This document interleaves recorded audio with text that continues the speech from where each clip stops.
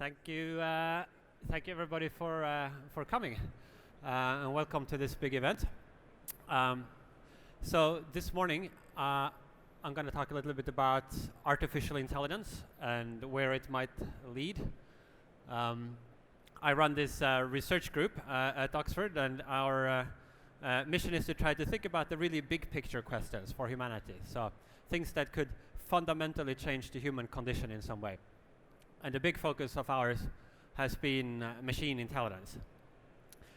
And when I say machine intelligence, I don't primarily have in mind the near-term future, where there are a lot of exciting developments, all kinds of cool gadgets, VR, apps, and so forth. But we are really interested in the slightly more remote project. If AI goes a long way, could it occasion some fundamental change, maybe equivalent to other technological revolutions that have occurred in the history of our species? And there have really only been two that stand out if you zoom out and look at human history almost as if it were a graph. There is the agricultural revolution back some 10,000 years ago, created a huge increase in the rate of advance from then on, like just technologies and events started happening at a more rapid clip. And the industrial revolution, more recently, where for the first time the rate of growth became rapid enough to outstrip population growth. So only with the Industrial Revolution do you have an escape from the Malthusian condition that had characterized all of human history up to that point, characterized all of the animal lives. But now you have economic growth so rapid that population couldn't keep up. So one might wonder, if AI actually were to succeed, could it produce like a third event like that? Or you might argue that even that doesn't really bring home the scale of it. Maybe you should rather compare it to something like the rise of Homo sapiens in the first place. You would have, if machine intelligence fully succeeded, fully be able to replicate the general intelligence that gives humans our dominant position. Maybe something rather more comparable to the rise of our species in the first place, like a new cutting edge of the substrate that does the further thinking, the further inventing.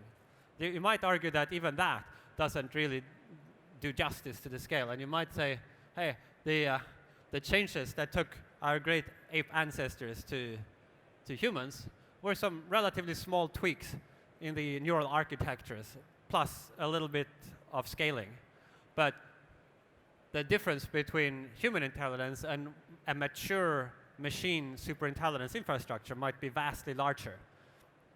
It might be vastly larger in terms of the changes in the clock speed. It might be vastly larger just in terms of the size of these.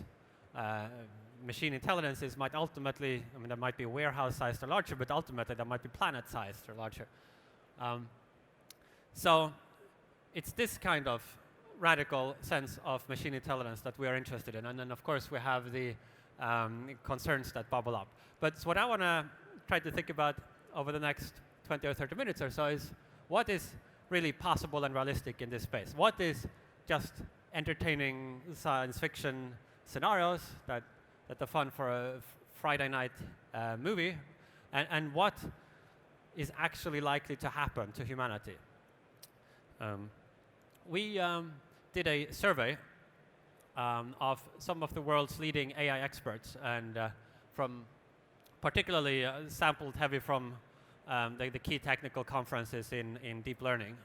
And we asked some questions related to high-level machine intelligence, which we defined as unaided machines that can accomplish every task better and more cheaply than human workers.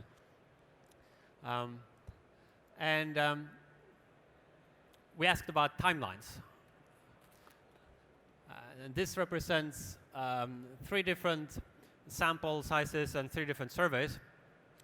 And the probability that within a certain number of years, after 2016, we will have this high level, you can think of it as human level, machine intelligence. And as you can see here, if we're asking, say, by which year is there, say, a 25% chance that we will have crossed this threshold? Well, depending on precisely which survey you look at, this might be relatively soon. I think the blue line there crosses the 20% mark in as little as 15 years. The other gives slightly longer estimates. But what they all agree on is that the leading experts think that there is a non-trivial, a serious, a substantial chance that we will have this form of machine intelligence within the lifetime of perhaps many people in this room, and with very high likelihood within the lifetime of our children. This is another way of asking the same question to try to get to this from different angles. And again, you can see here that, say, a 25% probability mark happens, I don't know, maybe 20 years down the line. And then a 50% probability mark we hit just over 50 years from now. So we don't have the ability to predict with great precision when this will happen. We should think in terms of a probability distribution smeared out over a wide range of arrival dates, but some of that probability mass should be over the next several decades. There is, however, a second question. So these survey questions pertain to the first interval marked on this graph, the time between now and the time until we have something human equivalent.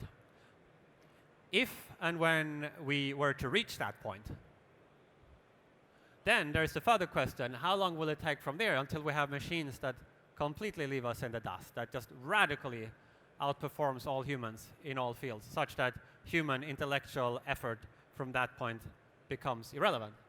And so while I think that there is a lot of uncertainty on this first question, and it's probably going to take some number of decades, I think the second interval there might well be quite short. If we get to human level intelligence, superintelligence might follow soon thereafter. We might, in other words, have an intelligence explosion at some point. I don't think that we have evidence to know that that will happen, but I think that's perhaps a more likely hypothesis than the alternative, which is that we get to human level intelligence and then it will take many, many decades before we get to anything superhuman. We can illustrate this just by means of analogy to an event that happened fairly recently earlier this year, that some of you followed perhaps, the triumph of Alphago. It's created here in London by the DeepMind group against a human champion, Lee Sedol, took place in Korea, where this game is huge. It might not have registered as much here in the West, but its Go is bigger in Asia than chess is in the West. It's like this kind of cultural, central cultural game that has been played for thousands of years. And this was preceded, so they had been working on the system for some time, and in October 2015, this Alphago played against the European champion. It's much worse than the world champion because it's just not a big sport. And Lee Sedol saw this, and he says, that based on the level seen in the match against this European champion, I think I will win the game by a near landslide. So this was in October 2015. Then in February 2016, Lee Sedol said, I've heard Google DeepMind's AI is surprisingly strong and getting stronger, but I'm confident that I will win, at least this time. Then March 9th, 2016, after the first game in a best of 5, I was very surprised because I didn't think I would lose. March 10th, after the second game, I'm quite speechless. I'm in shock. I can admit that the third game is not going to be easy. Now it's kind of still feeling. And then March 12th, after he's lost the entire match, I felt kind of powerless. So here, within less than half a year, we went to something which seems, to the best human performer, very easy to beat, not really that impressive, to something where the human really has no chance. Another interesting thing that we found out is that it was fairly widely believed before that the best human Go champions played within maybe a 2-stone handicap, a 2 dans of God, like within 2 stones of a perfect game. So if you gave an arbitrarily powerful intellect a 2 stones handicap, the human champion would still be able to beat them or play equal. But now we already have machines that are maybe 4 stones ahead of the best human champions and still improving rapidly. So it also turns out that there was just a lot of more room at the top for improvements above the human. It's not as if there is some absolute limit and humans are very close to it. And at best, you could have a machine that would like be slightly more efficient. But it just seems that there's this vast space above us of greater intellectual capabilities. So there has been, over the last several years, this burst of interest, particularly in machine learning, as opposed to the good old-fashioned AI paradigm when you had experts building expert systems in the 60s and 70s. People would handcraft knowledge tokens and put them in a big logical deduction box. It's basically just a big database. You got out only what you put in. But now the focus is on machine learning, crafting algorithms that can learn from experience, just like humans do. And more specifically, deep learning and reinforcement learning, with a bunch of papers almost every week now. There are like a dozen new exciting papers that explore some new architectural capability. And it doesn't seem that it's slowing down, but if anything, it's kind of speeding up. We also see the research beginning to shift from academia into industry. Not just applications-focused research, but also basic research. There's still a lot happening at universities, but increasingly, and this graph only goes up to 2014, so I think this trend has continued. Some of the leading groups are now based in the large tech companies that are all trying to position themselves in some way to be able to say that, hey, we are also doing machine learning. Whether it's through self-driving cars, or whether it's through big data, or like personal assistance, or building the computational infrastructure. And we're seeing hardware starting to be developed specifically for machine learning applications as well. One of the things that gave this field of deep learning a boost a few years ago was when people started using GPUs, graphics processing units, which are very suitable to running these large parallel structures. And you can get even higher efficiencies if you build hardware specifically for this. You need less precision. You don't need full floating point arithmetic. You can get by very well with just a couple of bits of precision, and you can make some other tweaks, and that seems to be. And people are also now moving to provide this as a cloud service. So they're like Google just, I think it was announced that they are beta testing some cloud service machine learning support. So I wrote this book, this was 2014, which is primarily interested in what happens if and when machines do reach human equivalence, and then how do things play out from that point on? What is the dynamics that come into play? And one of the big issues there that comes into focus, if you really start to think about what it would mean to be able to build a machine that outstrips human intelligence, is this control problem. How could we ensure that such a machine would be safe, that it would do what we want? How could you get something that is far smarter than you to do what you intend for it to do? I mean, it's hard enough to get our current computers to do what we want, like with bugs and stuff, but here there's a whole additional order of challenge. It's almost as if the chimpanzees were building humans and then like thinking that they will control what humans do. So in particular, we're looking here for control methods that are scalable, in the sense that they would continue to work and preferably work better as our AI systems become smarter and smarter. So for a very limited AI like we have today, it's very easy to control them. I mean, you can use various paradigms. If everything else goes wrong, you can just like unplug and reboot. But there's a bunch of control methods that don't scale. Like they will kind of work very well up until the system becomes smart enough to figure out a way around them, and then they will suddenly break. So you don't want that. In particular, when trying to find a solution to this, you want to make various conservative assumptions. You don't want to assume, for example, that humans will forever be able to retain control of a reward channel. So like to sit and press a button when the computer does something we like, and a punishment button when it misbehaves. That's a non-scalable control method. If the AI becomes sufficiently powerful and sufficiently smart, it might then seize control over the reward button, or manipulate us, or do something else, so that this control method would fail. You don't want to assume that the system is incapable of strategic behavior. Like even humans can think that we can anticipate what somebody else will do and adjust our behavior accordingly. We can be deceptive. An AI that is smarter than us could also do that and do it better. So we should assume, if we want to be conservative, that this system is a really excellent manipulator and can anticipate our actions. We would conservatively want to assume that the system would be capable of producing verbal hyperstimuli, that is, arguments, let's say, that would be very persuasive to a human who listened to them, whether or not the arguments were actually sound, but like really powerful, persuasive rhetoric that would just make you feel that you wanted to go along with it. It would be conservative to assume that the AI at some point gets access to actuators. That is, be able to move some robots around or be able to print things on a screen that humans will read. It might, during the development phase, as an additional precaution, perhaps be wise to unplug the internet connection, and put it in a Faraday cage or limit its ability to communicate. But we shouldn't rely on that. Like, it should ideally be such that even if and when it does escape, it is still safe. That would be a more reassuring method. So the primary line of attack on this that is currently being envisaged is the idea of value alignment. So the idea would be to try to build the AI such that it wants the same outcomes that we want.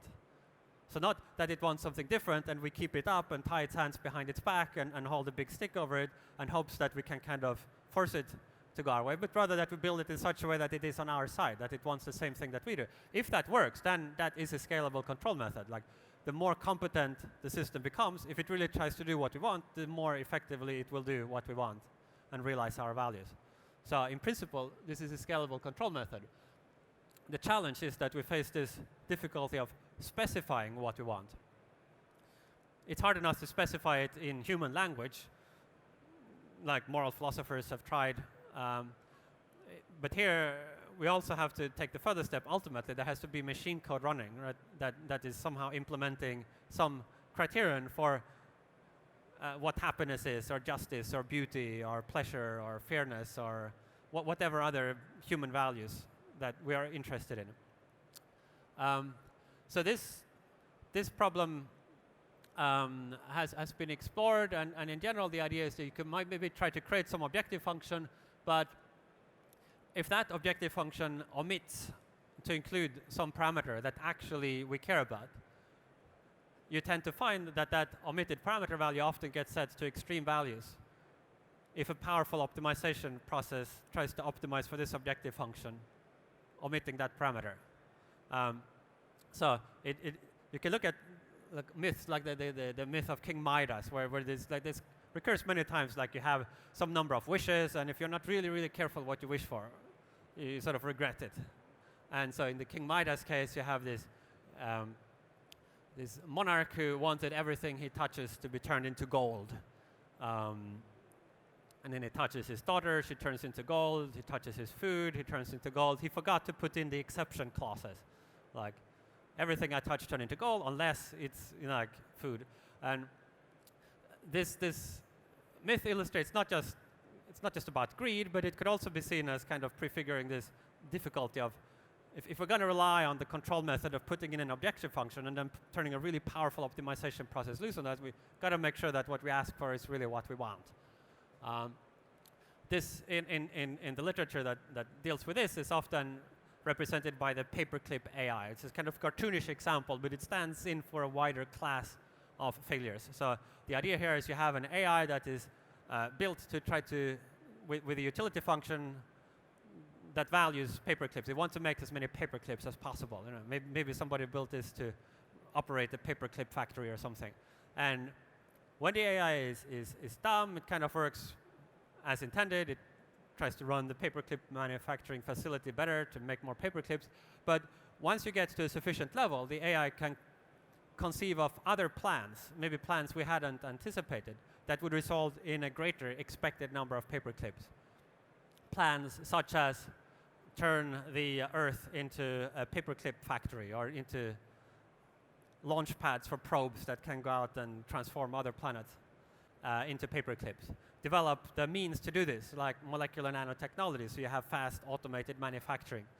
Prevent humans from shutting you off, not because you resent humans for exploiting you or because you hate humans. You are completely indifferent to humans, but you want the future to have as many paperclips as possible, and you can predict that if humans switch off, then you will no longer be in the world making paperclips. So there will probably be fewer paperclips if humans switch off. So therefore, you have an instrumental reason to prevent humans from doing that, to kill humans, to get rid of us, or use the atoms in our bodies to make more paperclips. So what this illustrates is that if you take some arbitrary goal, like paperclips, but you could plug in almost any other goal, and you think through what a sufficiently powerful optimization process, a superintelligence, would have instrumental reasons to do in order to realize that goal.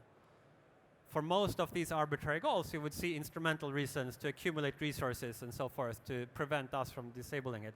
That would result in humanity being destroyed if the AI becomes sufficiently powerful. So that's kind of the core of one of these challenges. So what we've seen since this book was published is the beginnings of a technical research agenda, where there are now a number of ideas for taking what was initially just like more or less a philosophical conundrum. You have like something that is much smarter than yourself.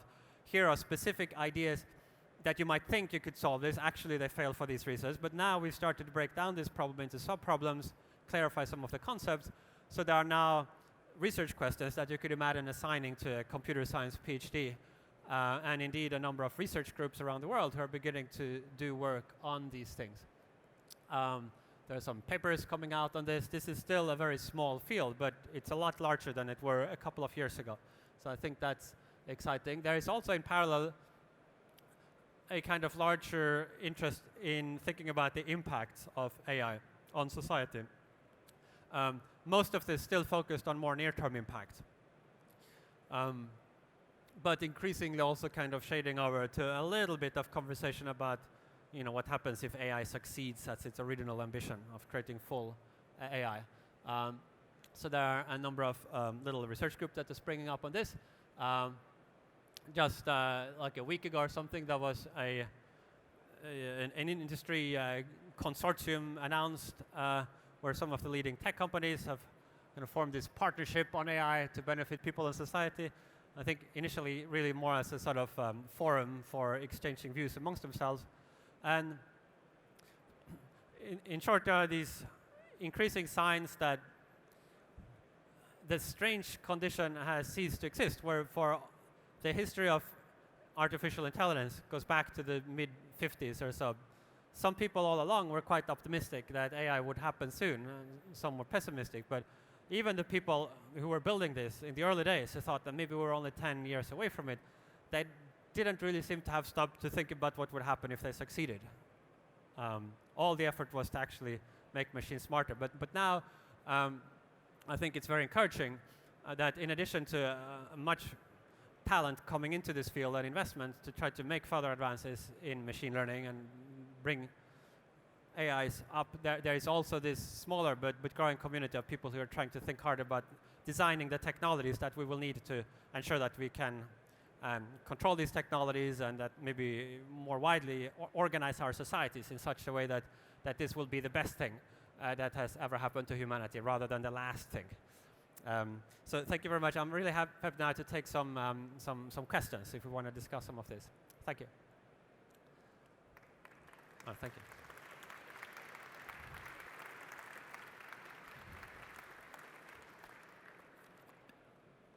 Yeah, I'll try to repeat the question maybe because. Apart from the classical theoretical boundaries, do you have any visibility of what the limits of these things is going to be? Do we have any sense of what the ultimate limits of this kind of technology might be? Well, we have at the upper end, there are the laws of physics that place bounds. For example, the speed at which you can transmit signals, the speed of light. We can compare that to the speed at which signals are transmitted along nerve cells. So neural tissue can transmit signals at 120 meters per second tops. That's like a highly myelinated neuron going down the spine. Whereas the light speed is like a lot higher than that. So the size limits you can think about, the human brain has to fit inside a cranium. Computers can be arbitrarily large. Switching speed, a neuron fires maybe at 100 hertz, 100 times per second, whereas even present transistors are approaching terahertz. So we know that there is a long way to go above us. And I think the question is more sort of how much more oomph do you get from being that intelligent? Like, is there some level of intelligence, for example, where even with virtually no data, maybe with no data whatsoever, even if all you had to do was to look at your own source code and sort of think about what kind of intelligent agency might have programmed something that has my source code and that has these hardware properties. Like, is there some level of intelligence that would be strong enough that even just from that you could infer a lot of relevant properties about the world? So that we just don't have any idea about.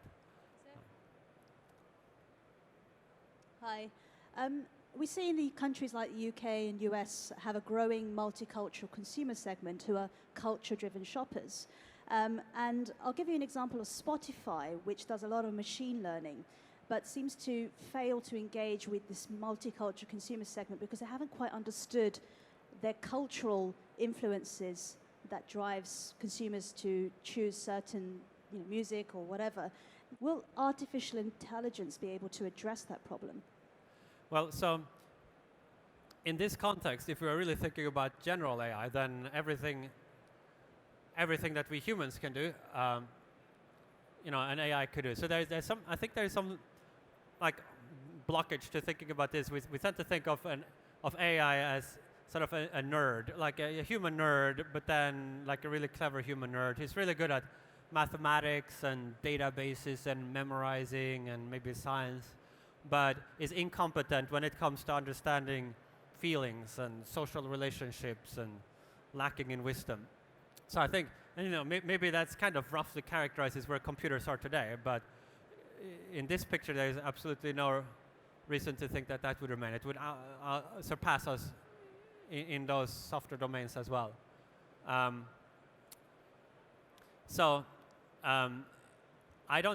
kind of connects to the previous question. What would the ultimate limit be? Like, so would there be some sufficient intelligence that would be able to predict, say, a lot of how the human world would unfold in advance? Or is that fundamentally impossible because it's so sensitively dependent on initial conditions that it's more a chaotic system? I don't know. But I don't think that the conclusions depend very much on it either. Like, it might be that a superintelligence could have a huge ability to steer the future, even if it could not perform long-range predictions of complex human systems. It might just do it by finding other ways to kind of force the future into a particular channel. So one way to predict the future is to create it, and if you're an AI and you can build, like, say, self-replicating nanotech infrastructure, you can sort of use that to change the world into whatever structure you want. Thank you. Tom Reed from SC Magazine.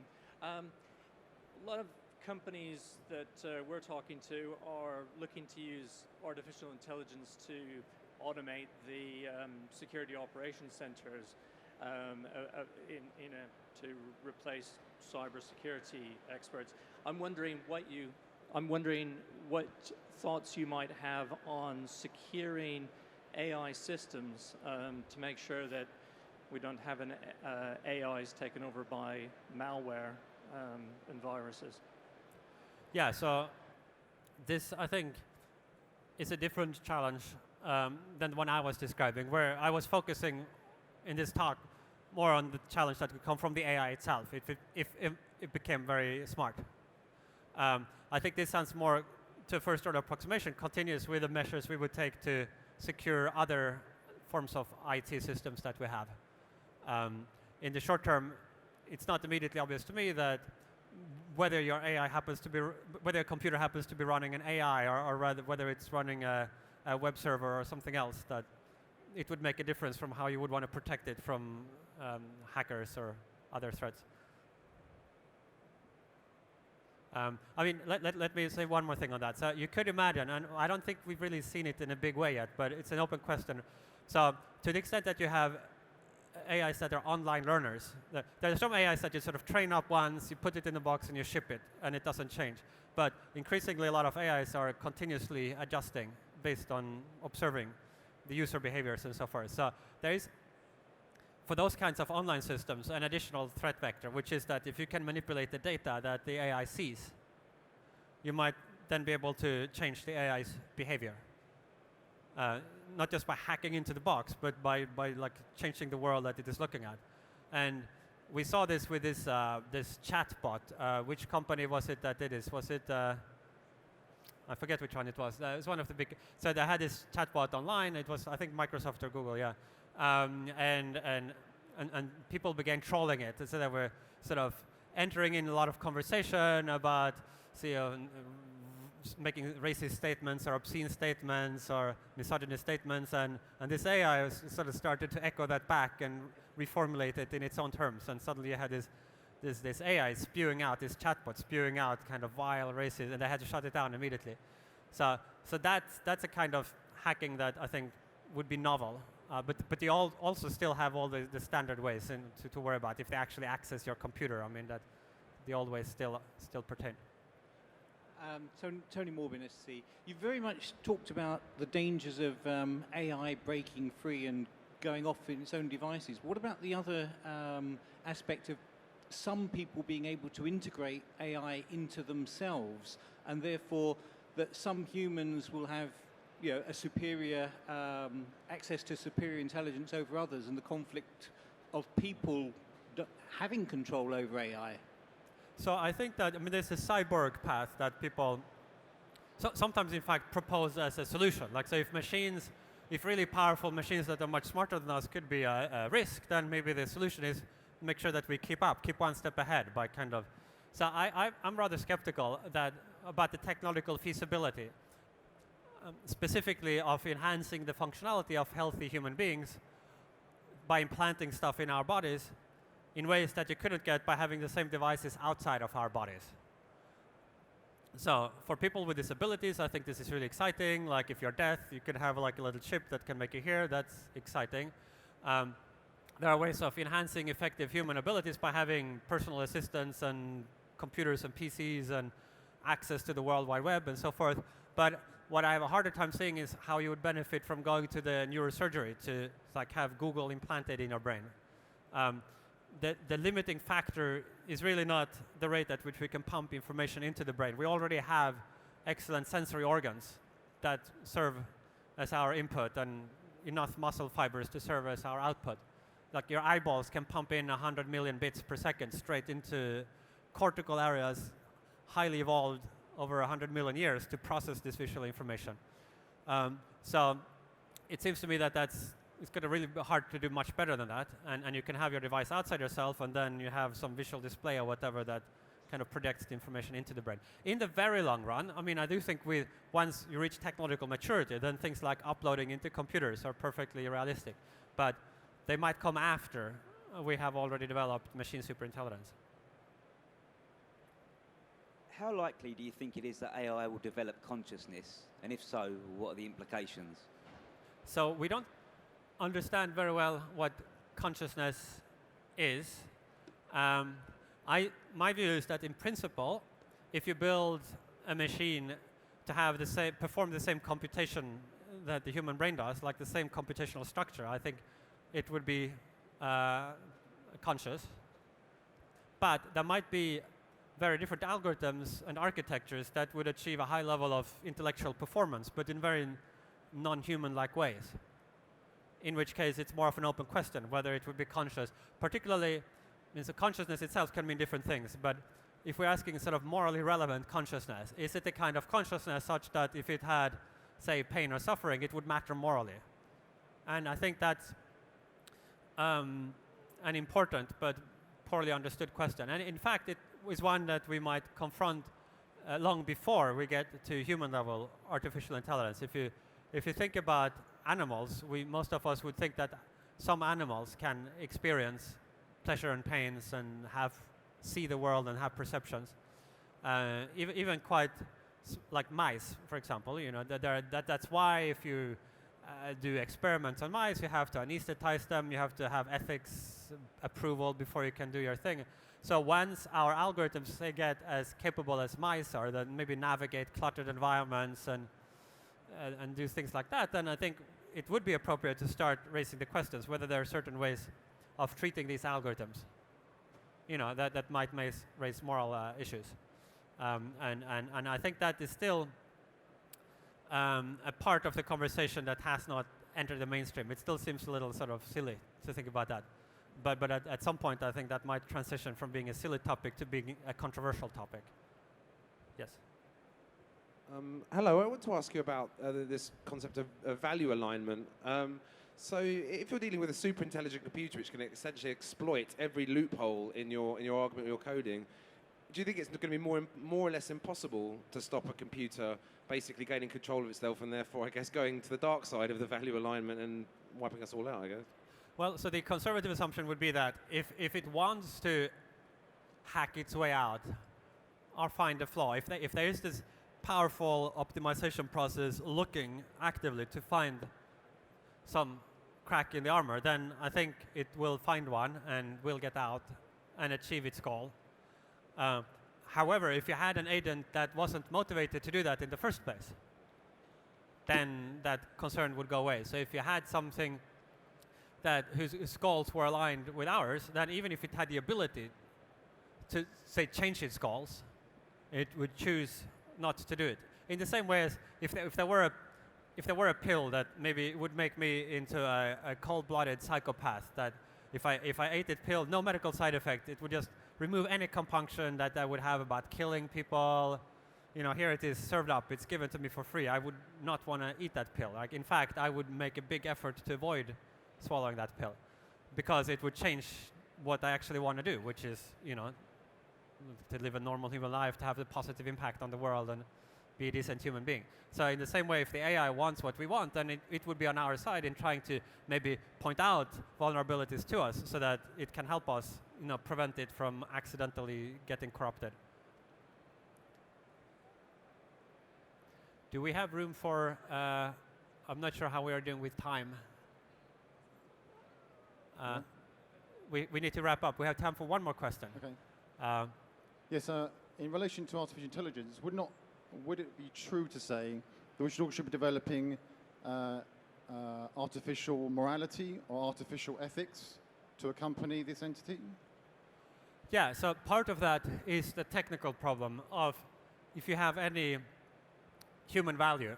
It might be a lofty moral goal, or it might be a greedy, materialistic, selfish goal. But either way, you have to somehow have the technology to take human concepts and then insert into an artificial motivation system such that the AI is motivated to pursue this human goal.